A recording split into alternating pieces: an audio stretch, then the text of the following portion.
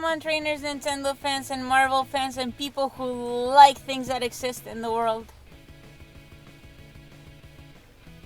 She's gonna do that every time, isn't she? But yes, as my lovely girlfriend said, hello, everyone. Let's just encompass everyone. And welcome. It's been a while since we've done one of these. The last one we did it was for Thor. For Thor 4. Oh wow, that was weird. Try to say that 3 times fast. For Thor 4. For Thor 4. I spend all day going, hey children, I got this. Suffering succotash. But yes, we're excited, as you can tell, because we're going to go see Black Panther Wakanda Forever, which is the 50 billionth Marvel movie so far. And if you include the TV shows, God knows what number this is in the timeline. So we're just going to say it's the next MCU movie. What are you feeling going into this? Are you excited? Are you nervous? Or what are your thoughts? I'm excited to see what they're gonna do. I'm very curious about the whole thing with Namor and like what the premise of it is. I haven't really seen anything for it, so I'm very curious. I like the way the characters in the comics, because he's kind of a giant a-hole, and I am very curious to see what they're gonna do with it in the MCU, if they're gonna go like keep that up, like what changes they might make, things like that. Is he just water Tony Stark? He makes, in my opinion, Tony Stark look like a nice, polite gentleman. Wow. I'm pretty excited. I don't really have any idea about Namor. I found out everything that I know about him thanks to you, because you shared it. You told me that you were reading some of the earlier comics, and he's in it. He's one of the oldest characters, and he's technically the first mutant, right? Like they retroactively made that, even though like Apocalypse is older and stuff. But regardless, I'm excited to see what they do, especially because it's gonna be hard to see it without Chadwick. God, it's been 2 years, since he passed away. So it's I'm sure that's gonna be a heavy cloud like over the movie, and it's gonna be in the back of everybody's mind. So I'm curious to see how they address it. I feel like we're gonna get Spider-Man Far From Home vibes with like how Tony passed away in Endgame, and like there's like references and name drops to him like all over the place. But other than that, from what I've seen in the trailers, it looks really, really cool. The Atlanteans, or the water people, Namor looks really cool. I'm really, really cool. Yes, I know I am. Yeah. It's really cool to see some more like inclusiveness in the MCU. Like, of course, Black Panther and the like Mayan heritage, that like background that they've given Namor. That's awesome. It makes sense, and it's like a part of the world that hasn't been explored yet in terms of storytelling. Is like it explicitly Mayan? I'm pretty sure it is, because he's what did they say? What did they say in Endgame? There was an earthquake off of the coast, was it the Atlantic coast, or? Oh, I don't remember. I don't remember exactly where, but I think that was Mesoamerican for now. Yeah, Mesoamerican. That's like the best thing to put it. But it's he looks cool. I like his shark throne.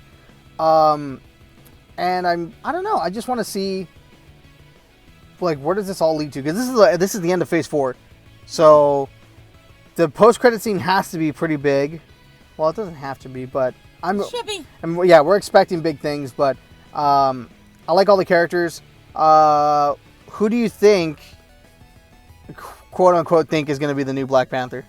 It's going to be Shuri, right? Yeah, I was going to say, I can't think of anyone other than Shuri. Yeah, who I want Nakia to be it, and then like Shuri still have the role. But I know Kevin Feige likes to be accurate to the comics, or like he likes to follow the comics and do homages and stuff. So it makes sense that it would be Shuri. So I won't be surprised when I see it. Like, I'm pretty sure we all know it's going to be Shuri. But yeah, I'm excited. We also, we're seeing it pretty late, later than we normally would. But AMC Theaters has a cool little popcorn tin that they're giving out, and we were worried that it was going to get sold out by the time we got there because the first showings were at 3. Some of them started at 12 because they're doing a double feature of Black Panther and Wakanda Forever. So I went to the first showing of our local movie theater. I got a ticket with my AMC A-list. I could have walked in. Oh, actually, no. The lady flagged me down. She was like, "You have a ticket?" I'm like, "Oh, yeah." So I scanned my ticket, jumped in line to get the tin. So I'm gonna go ahead and let my girlfriend show off this cool, awesome tin. Look at that. Woo! The lighting kind of sucks. I'll go ahead and I'll take photos of it in better lighting for the montage. If you pull that tab right there. Oh, look at that. There we go. And it lights up. That's really freaking cool. Woo! How do you turn it off? Is there a button? Oh, nice. Yeah, so that was full. Well, no, it wasn't full with popcorn. The guy asked me, he's like, "Do you want popcorn in it?" I was like, nah. So I got popcorn on the side and I gave it to my mom. She got the popcorn to eat. But yeah, it's really, really cool. I think this is like one of the best popcorn tins they've ever done. So I really like this one. I think it's my favorite one that they've done. The Doctor Strange one was really cool too, but this is like next level cool. Which one was it? Oh yeah, the Doctor Strange one was the cube. It was the cube. I don't know. They all spark. But yeah, no, this one is really, really nice. It seems like almost a shame to put popcorn in it because it's gonna get all dirty, and I imagine trying to wash it with the electronics is pretty bad or pretty tough. So we're gonna keep this one on display. This is gonna go on like the Marvel Shrine once we have our own place. Oh yeah, also we're having a Marvel Shrine. I'm pretty sure you're aware. I mean, I'm the one with the popcorn tins at my house. I have a couple too. We have 2 Endgame ones. We both got one. Yeah. But anyways, yes. So yeah, we're excited. We're gonna head on out. We've got half an hour to get there. That's what traffic report says. So we'll see you guys in a bit, and Wakanda Forever. Let's go! Yeah!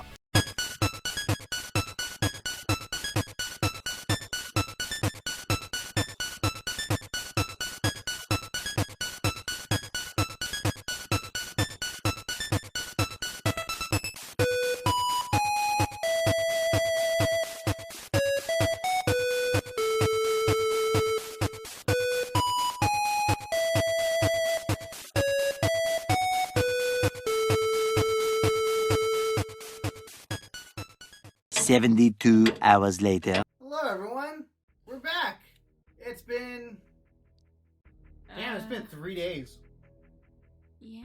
Yeah, we're recording this Sunday morning, and this will probably go out on Sunday too. But yeah, so we're here. We just finished seeing Black Panther. If you're watching the video, for us though, yeah, we saw it Thursday night, and it's Sunday morning. Like I said, I repeated it because I'm kind of tired. I worked. We went to the gym. We're hungry. We went to some restaurants and couldn't find anything. The House of the Pancakes. Yeah, the International House of Pancakes. You know, it's pretty popular and banging space on a Sunday morning. But that's besides the point. We're getting really off point. We're here to give our thoughts on Black Panther: Wakanda Forever. So, this is funny because we've actually had time to digest it and think about things. What was your initial reaction coming out of the theater? What did you think about it? I thought it was a fun movie. I like Namor. I like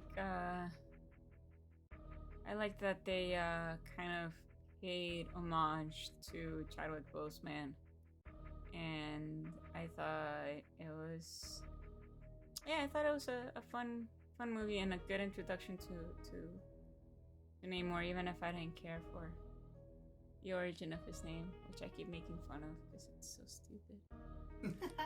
We'll talk about that in spoilers because there definitely needs to be a little bit of spoiler talk. Yeah, I liked it too. Initial reaction coming out of the movie. I thought it was fun. It is a bit long. It does feel long, especially in the beginning. But yeah, it's got some cool action in it. Namor. Yeah, right. Namor. Yeah, Namor. That's how they say it. That's how they say it. Oh, is it? Yeah, that's what because It's only the Wakandans who see Namor. yeah they call him okay. they call him that, but his people call him Namor. For remember the backstory. That's why. But yeah, Namor was cool. I liked how they paid tribute to Chadwick Boseman, and the film definitely you feel it. There's like a kind of gravity to the whole film where you just feel like the loss of Chadwick Boseman, and he leaves a big gap in the movie. It's really hard, but a lot of the characters are dealing with the grief and things like that.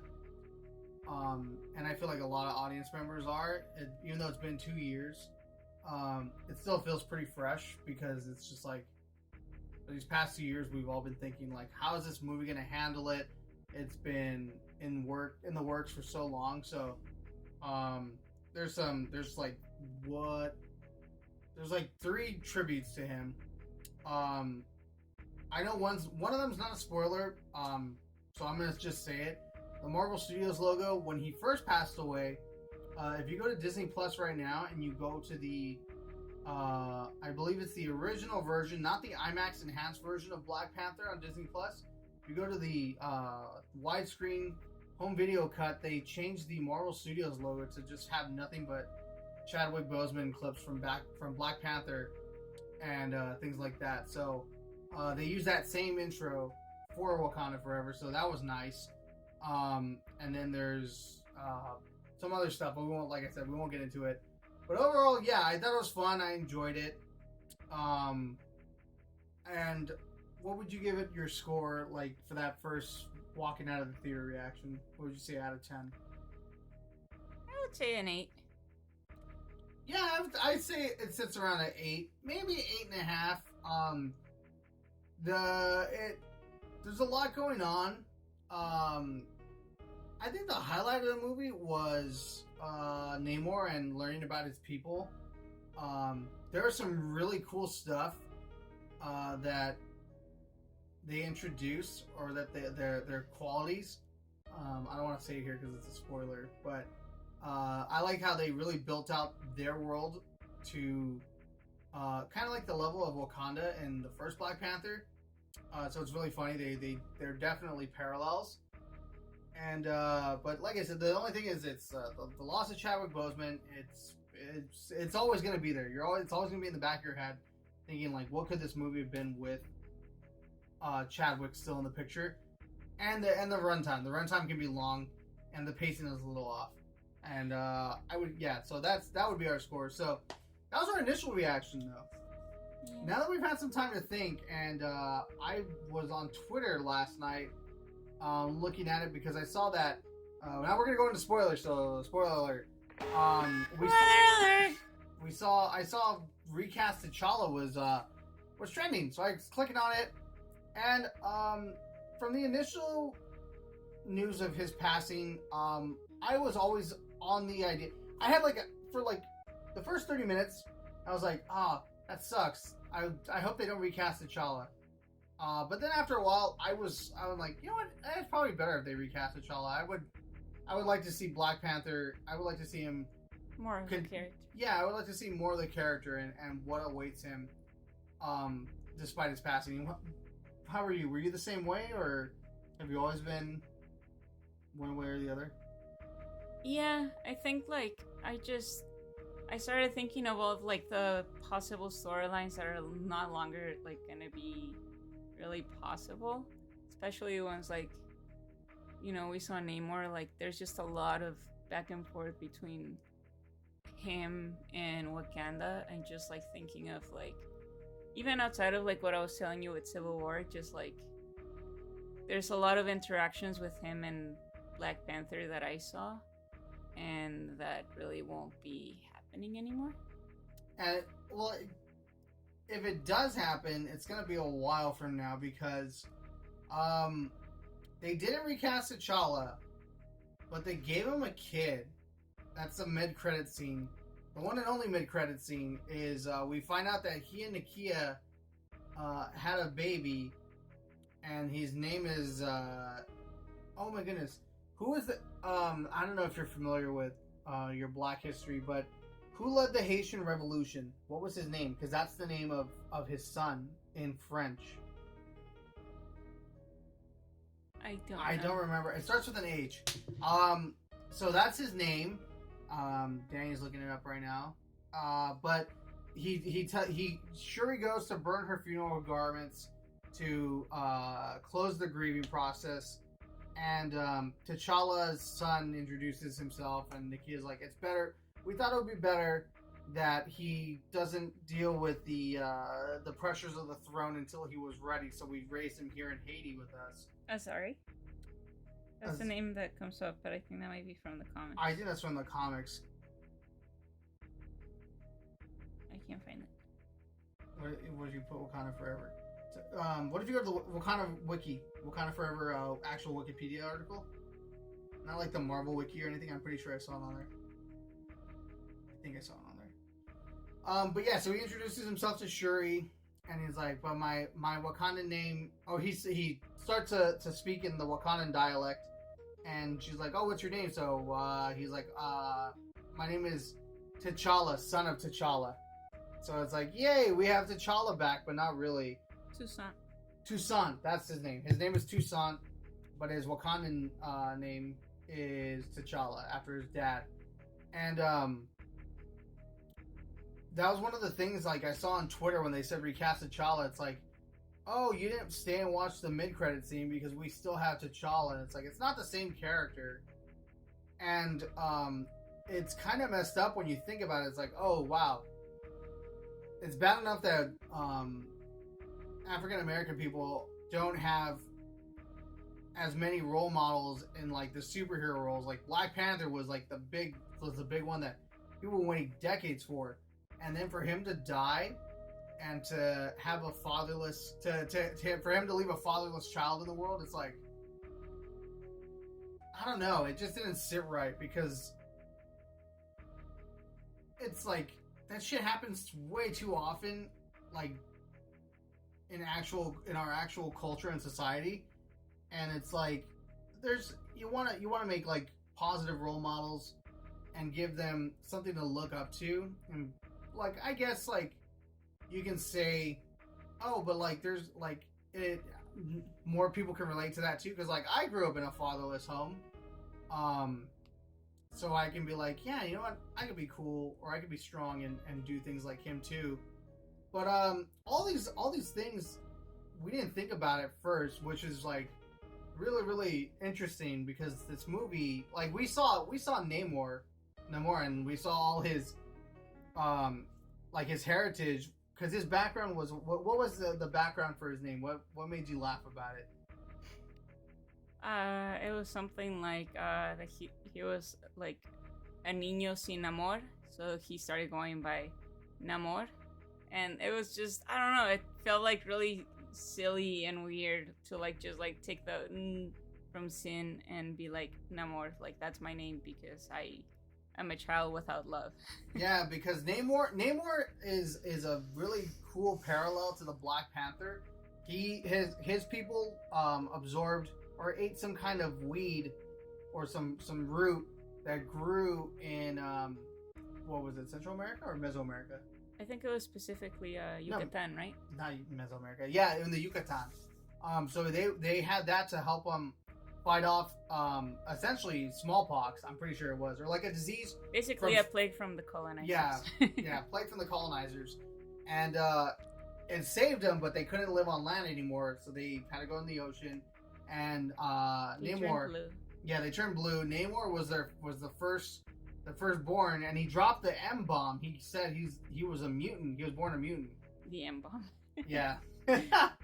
And he was able to have both the ability to go on land like his ancestors and live underwater like his current people. And when his mom died, because he had a prolonged life, he's like 500 years old, he went to go bury her back in her homeland. And that's when we see the missionaries, or like just like it the Mexican people were enslaved and they were working the land, and he fucking set them all free, started attacking all the colonizers, And then that's when that guy is like, oh, you're a devil child. You're a child without love. Sin amor. That's like Danny said. So I kind of liked it because it still ties it together. Because what does Namor's name originally come from? I looked it up. It is the reverse of Roman. And it's because the Atlantis is technically considered like to have Roman origins, the stories of Atlantis existing. And in the comics, it's also supposed to be the Atlantean word for vengeful son. Ah, okay. That's pretty interesting too. I get why they didn't go with that because it's not Atlantis. They don't call them Atlanteans. They're not. They're. Do they even get a name? Are they? They're not. They don't get a name, huh? Well, the city is called Talocan, so I guess they're Talokans. I think that don't the Wakandans call them that? Like, I don't think they give themselves a name, but the Wakandans call them that. I think so. I can't remember exactly. I think that's what it is. So they're really cool. They're really fleshed out. I really liked how they had a siren song. That was really fucking cool. When I saw that coming up, I'm like at the beginning of the movie, I'm like, that is really, really cool. Yeah, that's like one of the first things that you see them doing. You see one person pop up on an oil rig that's trying to mine vibranium. There's a lot. This movie is 2 hours and 40 minutes, so there's a lot that we're talking about. And it's almost time for us to get our food. We're really hungry. But yeah, it's so cool to see like all how they flesh everything out for Namor, however you want to pronounce it. How they just thought of everything, and that's really cool. And I think that's why we were kind of blinded by it. And then in part, the way the movie opens up, T'Challa dies from an undisclosed disease, and I'm like, wow, yeah, that really sucks. I'm like, it's cool. I thought it was cool. It was a neat way to like tie it to Chadwick. Yeah, to tie it to Chadwick. And mirror the situation, but it's like then again it's like from these are like from Twitter users who are really passionate about it, and they make good points. It's pretty fucked up to tie your movie, which is like the whole point of making movies is to make money and to do well and tell good stories, but primarily it's all about money, and to make a profit off of the suffering of a beloved actor and all the struggles that he went through, because he was suffering from cancer since Civil War, right? Since before they cast him, So. Yeah, so and he was still doing his charity work. He worked his ass off, and it's amazing. And I remember crying too, but I wasn't crying because T'Challa died. I was crying because I was reminded of how sad and how hard it is to be like, I want to save this person, and there's nothing I can do. Because Shuri's trying to remake the heart-shaped herb, because in the first movie, Killmonger burned it all up, and it's gone. So there's nothing to save him. So her science can't save him. And, yeah, it's just, man. And then after that, they had the funeral, and people were saying, it's like, wow, they're really charging us to go to see a black man's funeral. And, it just seems in poor taste. I saw that too on, like, after you told me about what you saw on Twitter, I went on there and I saw people saying, like black boys have buried enough of their, like, men. And I'm like, damn. Yeah, it's fucked, because you finally have this strong, positive role model in superheroes in one of the biggest grossing film franchises that has ever been now. It's just, there's no comparison. And to kill him off 2.5 times, he almost dies in Black Panther. He definitely dies in Infinity War. He got blipped, and now he dies for real. Like, they killed the actual character off because of the actor. It's messed up. It's like Tony Stark doesn't die from disease. Captain America doesn't. None of the white superheroes deal with this kind of unceremonious. Yeah, unceremonious death. It's pretty messed up. Like, when we cried for Tony Stark, we cried because Tony Stark died. Yeah, it's sad that Robert Downey Jr. is going to be gone from the role, but we had 10 years with RDJ, and we don't have that. We were robbed of that connection with T'Challa, And it's like, sure, Chadwick's gone, and if they recast the actor, it wouldn't be the same as Robert Downey Jr., but it would be because he laid such a strong foundation for any actor to come by and pick up that mantle of T'Challa that it would have been worth it to see his art continue. So it's really a shame. There's so much missed potential in Wakanda Forever. And at the end of the movie they do it again. Shuri's going, like I said, Shuri's going to burn her funeral robes because that's the ending of the grieving period that they have in their culture. And they start flashing you with pictures of Chadwick from Black Panther, and like I was crying because it's Chadwick. I miss him already, and that's how the movie ends.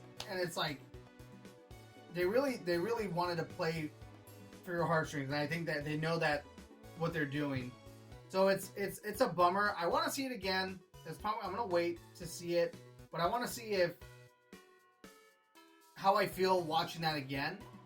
I think they should have recast him. Just more than enough time has passed. And even if they did, it's not about, we don't want to see Shuri as the Black Panther. We definitely want to see her and T'Challa fighting together. Because in one of the comics, Namor actually floods Wakanda, right? Mm-hmm.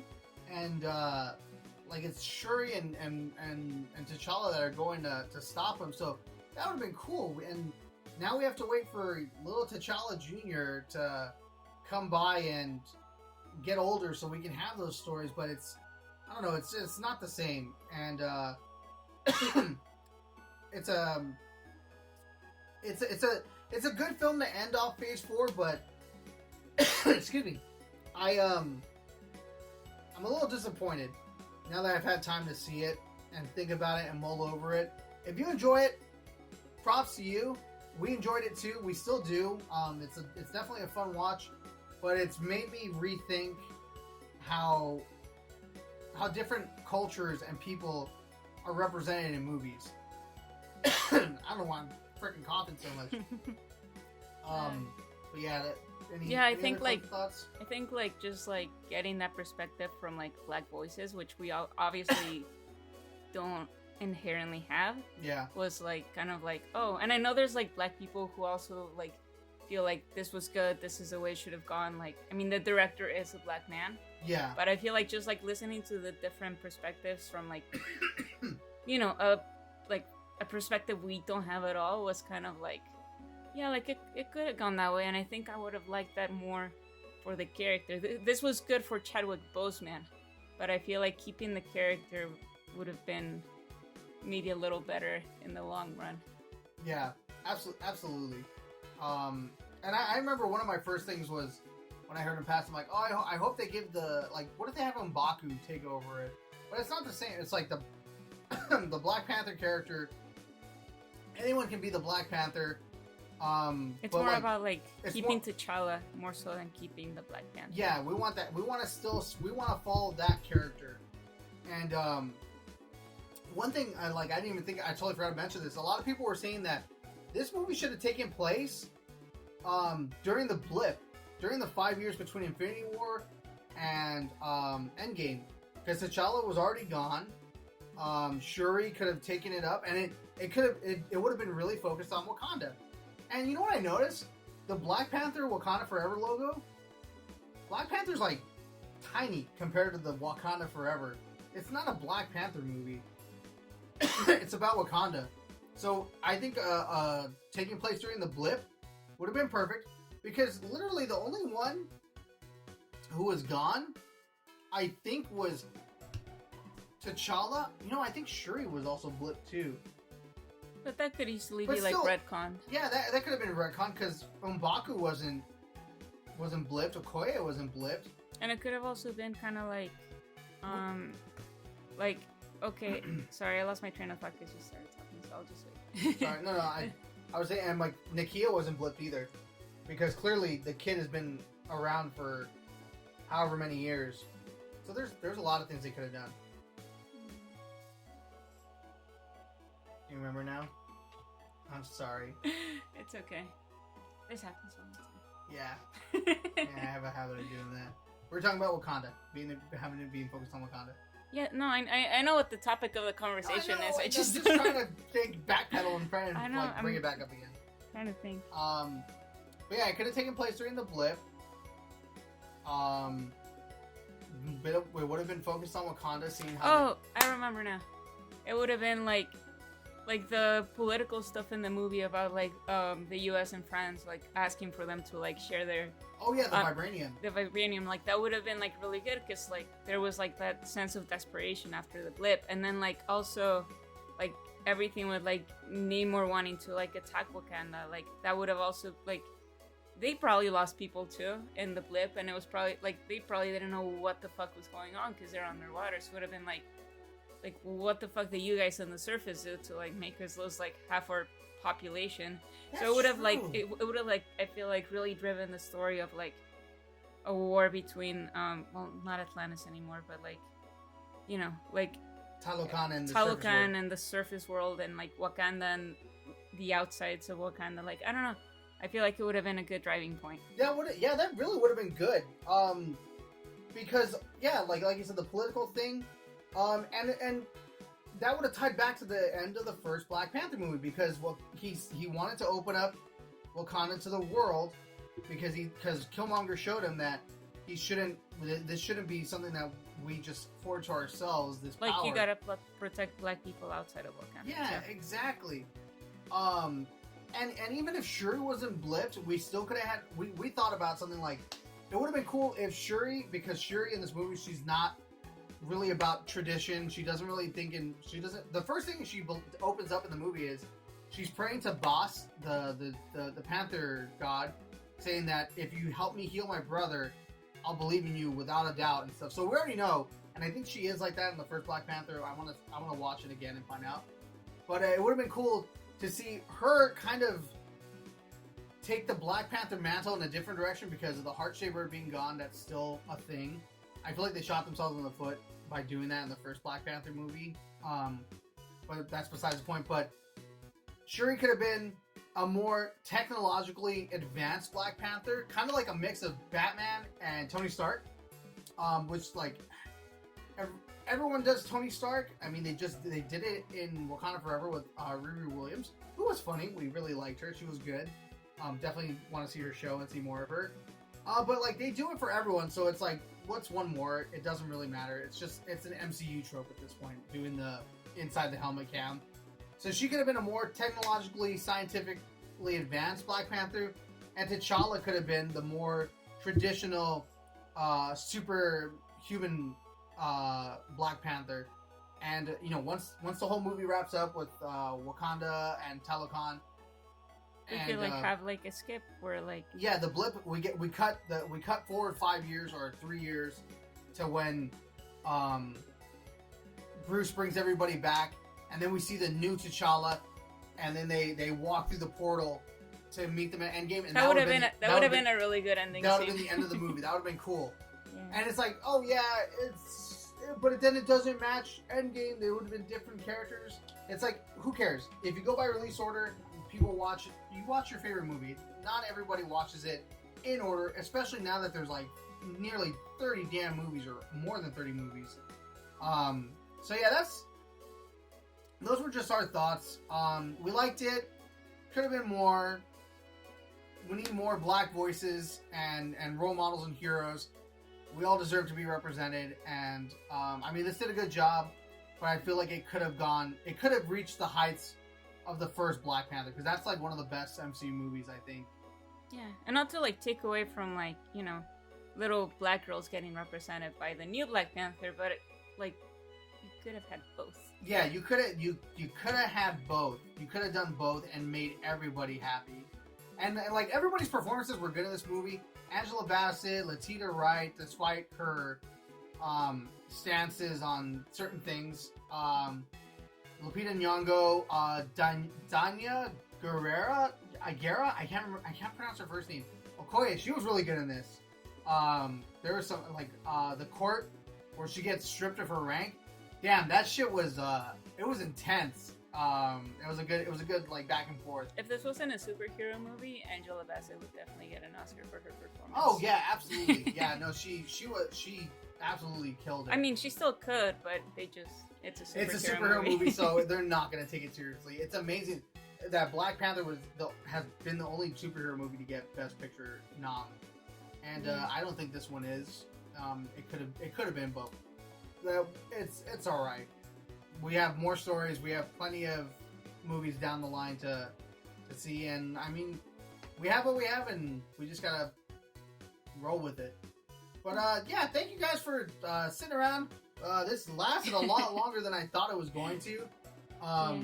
But if you made it to the end, make sure you leave a like, comment down below. Did you see Wakanda Forever? What did you think about it? And make sure you subscribe, ring the bell, so you can be alerted when we have new videos coming out. Pokemon Scarlet and Violet are like 5 days away. Yeah!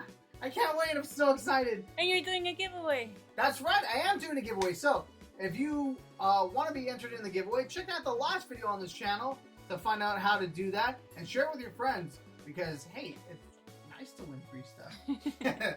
So until then, thank you, sweetie, for joining me for this. I always love having you on the channel. It's so much fun. And until then, guys, take care. Have a fantastic day. And I'll see you all next time. Bye-bye. Oh, I went bye and you went bye-bye because I've been doing bye-bye. Yeah.